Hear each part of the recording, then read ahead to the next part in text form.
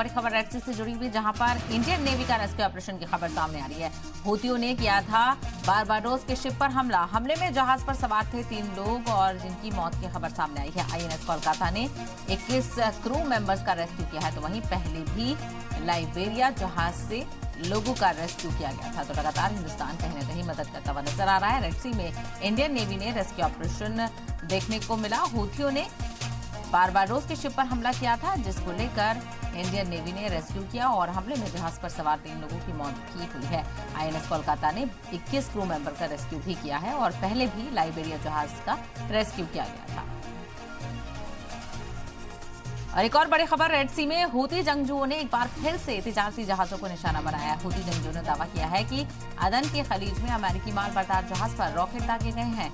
इस हमले में जहाज के 3 क्रू मेंबर की मौत हो गई है। अमेरिका ने भी इस हमले पर अपना सख्त रद्द-ए-अमल दिया है।